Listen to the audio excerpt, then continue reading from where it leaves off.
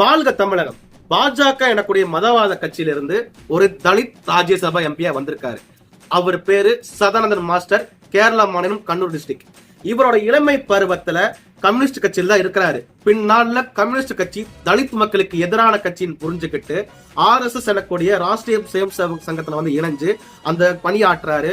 கண்ணூர் டிஸ்ட்ரிக்ட்ல தலித்துகளுக்காக போராடக்கூடிய தலித் தலைவரா உருவெடுக்கிறாரு. அதை பொறுத்து கொள்ள முடியாத கண்ணூர் டிஸ்ட்ரிக்ட்ல இருக்கக்கூடிய கம்யூனிஸ்ட் கட்சியில் இருக்கக்கூடிய உயர் சாதிக்காரங்க 1994 ஜனவரி மாசம் 25ஆம் தேதி நள்ளு இரவுல இவரோட கால்களை ரெண்டையும் வெட்டுறாங்க. எதுக்காக இவரோட காலை ரெண்டையும் வெட்டுறாங்கன்னா, இந்த கால்களை வச்சுதானே நீ பாஜகவை வளர்க்கிற, இந்த கால்களை வச்சுதானே நீ தலித்துக்களுக்காக குரல் கொடுக்கிற, இந்த கால்களை வச்சுதானே நீ எல்லா பக்கம் பயணம் செஞ்சு கம்யூனிஸ்ட் கட்சியை எதிர்க்கிற அப்படின்ற கோபத்துல இவரோட கால்களை ரெண்டையும் வெட்டுறாங்க. அதுக்கப்புறம் அங்க இருக்கக்கூடிய பொதுமக்கள், RSS நிர்வாகிகள் இவரை மருத்துவமனையில சேர்த்து குணமாய் வந்த பிறகு செயற்கை கால்களை பொருத்தியும் பிறகும் கூட இப்ப வரைக்கும் பாஜகக்காக உழைக்கக்கூடிய தலைவராகவும் இருக்கிறாரு. கேரள மாநிலத்துல தலித்துகளுக்கு எங்க ஒரு இன்னல்கள் நடந்தாலும் குரல் கொடுக்கக்கூடிய ஒரு தலித் மூவ்மெண்ட் லீடராகவும் இருக்காரு இந்த சதானந்தன் மாஸ்டர்.